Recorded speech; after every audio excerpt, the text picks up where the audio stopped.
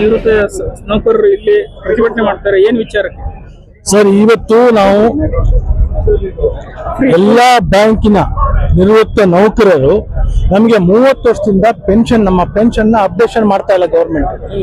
ಬೇರೆ central government ಆಗಲಿ, state government ಆಗಲಿ, ಬೇರೆ ಯಾವುದೇ ಗವರ್ಮೆಂಟ್ ಎಂಪ್ಲಾಯೀಸ್ ಆಗಲಿ, ಅವರಿಗೆಲ್ಲ 10 ವರ್ಷಕ್ಕೊಂದ್ಸಲಿ ಪೆನ್ಷನ್ ಅಪ್ಡೇಷನ್ ಆಗ್ತಾ ಇದೆ. ಆದ್ರೆ ನಮ್ಮ ಬ್ಯಾಂಕ್ ಎಂಪ್ಲಾಯೀಸ್ಗೆ 33 ದಶಕಗಳಿಂದ ನಮ್ಮ ಪೆನ್ಷನ್ ಅಪ್ಡೇಷನ್ ಆಗ್ತಾ ಇಲ್ಲ. ಅದು ಮುಖ್ಯ ವಿಚಾರ. ಅದ್ರ ಬಗ್ಗೆ ನಾವು ಇವತ್ತು ಹಂಗರ್ ಸ್ಟ್ರೈಕ್ ಮಾಡ್ತಾ ಇದೀವಿ. ಈ ದೇಶಾದ್ಯಂತ 100 ಕಡೆ ಎಲ್ಲ ಕಡೆನೂ ಮಾಡ್ತಾ ಇದೀವಿ. ಇವತ್ತು ಬೆಂಗಳೂರಿನಲ್ಲಿ ಇಟ್ಕೊಂಡಿದೀವಿ ನಾವು.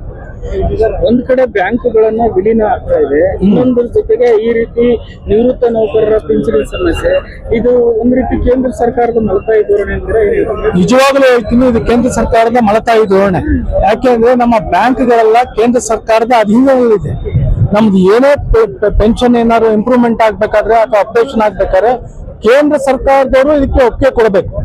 ಆದ್ರೆ ದುರದೃಷ್ಟವಶಾತ್ ಇದುವರೆಗೆ ಕೇಂದ್ರ ಸರ್ಕಾರದವರು ನಮ್ಮ ಕಡೆ ತಿರುಗಿ ನೋಡ್ತಾ ಇಲ್ಲ, ನಮ್ಮನ್ನು ಕರಿತಾನೂ ಇಲ್ಲ, ಮಾತುಕತೆ ಕರಿತಾನೂ ಇಲ್ಲ. ನೋಡಿ, ಅವರೇ ಆದ್ರೆ ಸೆಂಟ್ರಲ್ ಗವರ್ಮೆಂಟ್ ಆದ್ರೆ ಅವ್ರ ಬಾಬೂಸ್ ಗಳಿಗೆ, ಅವ್ರ IAS ಆಫೀಸರ್ಸ್ ಗಳಿಗೆ ಅವ್ರು 10 ವರ್ಷಕ್ಕೊಂದ್ಸಲ ಮಾಡ್ಕೊಳ್ತಾರೆ. ಇವತ್ತು ಬೇರೆ ಕಂಪೇರ್ ಮಾಡಿದ್ರೆ ನಮ್ಮ ಪೆನ್ಷನ್ ಅವ್ರು ತಗೊಳ್ತಿರೋ ಪೆನ್ಷನ್ಗಿಂತ ಕೇವಲ 60% ಇದೆ. ನಮಗೆ 30 ವರ್ಷದಿಂದ ಇಮ್ಯಾಜಿನ್ ಮಾಡ್ಕೊಳ್ಳಿ, 30 ವರ್ಷದಿಂದ ನಮ್ಗೆ ಆಗ್ತಾರೆ. ಕಮಿಷನ್ ನಿಮ್ಗೆ ಇದು ಬರಲ್ವಾ ಸರ್? ನಮ್ಮ ಬ್ಯಾಂಕಿಂಗ್ ಕ್ಷೇತ್ರದಲ್ಲಿ ಈ ಪೇ ಕಮಿಷನ್ ಬರೋದಿಲ್ಲ. ಈ ಪೇ ಕಮಿಷನ್ ಏನಿದ್ರೆ ಸೆಂಟ್ರಲ್ ಗವರ್ಮೆಂಟ್ ಎಂಪ್ಲಾಯೀಸ್ಗೆ ಮತ್ತು ಸ್ಟೇಟ್ ಗವರ್ಮೆಂಟ್ ಎಂಪ್ಲಾಯೀಸ್ಗೆ ಅನ್ವಯ ಆಗುತ್ತೆ. ಬ್ಯಾಂಕ್ನವರಿಗೆ ನಮ್ದು ಬೈಪಾರ್ಟೆಡ್ ಸೆಟಲ್ಮೆಂಟ್, 5 ವರ್ಷಕ್ಕೊಂದ್ಸಲಿ ಬೈಪಾರ್ಟೆಡ್ ಸೆಟಲ್ಮೆಂಟ್ ಆಗುತ್ತೆ. ಆ bipartite settlement only for serving employees ಆಫೀಸರ್ಸ್ಗೆ, ನಿವೃತ್ತ ನೌಕರರಿಗೆ ಇಲ್ಲ. ಅದಕ್ಕೋಸ್ಕರ ಹೋರಾಟ ಮಾಡ್ತಾ ಇದೀವಿ. ನನ್ನ ಹೆಸರು ಜಗದೀಶ್ ಅಂತಂದ್ಬಿಟ್ಟು, ನಾನು Canara bank retired officers association ನ ಜನರಲ್ ಸೆಕ್ರೆಟರಿ.